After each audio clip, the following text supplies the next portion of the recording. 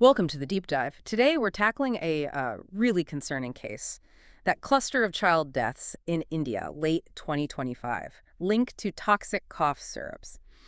Our mission here is to look at the sources, understand exactly what happened in Madhya Pradesh and Rajasthan, why it happened, the system failures, and importantly, what lessons we need to take away globally. Yeah, it's a tragic story.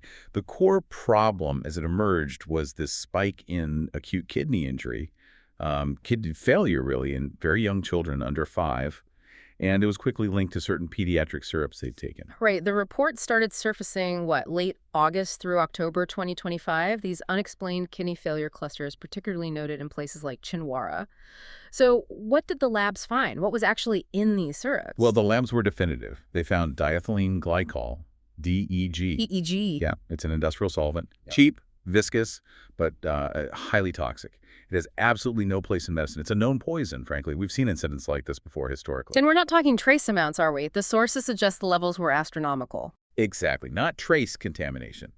Some samples had DEG concentrations hundreds of times, literally hundreds above any acceptable limit. It's shocking. Unbelievable. And that triggered a WHO alert, right? Naming specific brands people might recognize, like Colgriff, Respifresh, TR. Relife, yes. Those were implicated. And the reaction on the ground was swift. Yeah. Multiple states banned the brands, authorities canceled licenses, police got involved. Arrests were made. Yes, arrests of company owners, manufacturing units were sealed. But the bigger question, the one you're digging into, is how did DEG get into medicine in the first place? Precisely. That's the shift from what to why. And the sources point pretty clearly, don't they? It looks less like an accident and more like, fraud. Substituting cheap industrial DEG for proper pharmaceutical ingredients. Usually for things like pharmaceutical-grade glycerin or propylene glycol. These are common solvents or sweeteners in syrups. Swapping them out for industrial DEG saves money. So it's a fundamental flaw in checking raw materials, a deliberate substitution driven by profit. It certainly appears that way. And, this isn't an isolated type of failure if you look globally or historically. It highlights these recurring blind spots in the pharmaceutical supply chain. Like what specifically? Well, inadequate testing of raw materials, poor traceability, not knowing exactly where ingredients came from, and sometimes weak coordination between different regulatory bodies, say, across state lines.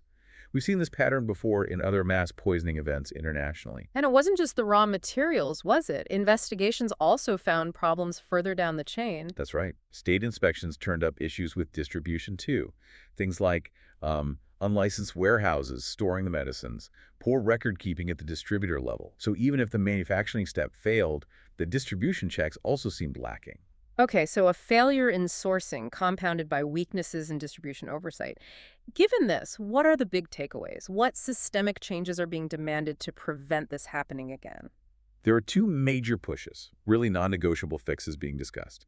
First, absolute traceability for key ingredients. Mandatory certification for suppliers, rigorous batch testing of raw materials before they're used, and clear auditable trails. You need to know the exact origin and handling of every component, especially solvents like glycerin. Right, closing that raw material loophole. And the second, Testing. More rigorous, routine testing of the finished products. Specifically, testing batches of pediatric liquids for known contaminants like DEG before they're released to the market. Risk-based, perhaps independent testing. makes sense. Prevention is key. And on the clinical side, any lessons there? Definitely.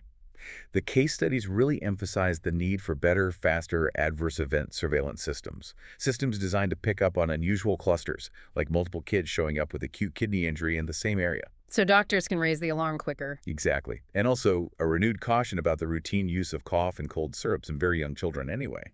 Many health bodies advise against it for efficacy reasons, let alone safety. Okay, so to recap, we've seen the terrible outcome, traced it to DEG contamination, likely from fraudulent raw material substitution, noted distribution flaws, and outlined the key fixes needed traceability and testing. Yes. And while the immediate actions, the bans, the arrests are crucial for justice, there's a final thought for you, the listener. The ongoing work, the detailed lab and epidemiological investigations to pin down the exact cause for every single death reported, that's vital. Why so vital? Because it's not just about accountability in this specific case. It's fundamental to rebuilding public trust. Trust in basic medicines, trust in the regulatory systems not just in India but globally, especially in countries that rely on exported medicines warned about by the WHO. Fixing these supply chain vulnerabilities is critical for everyone's safety.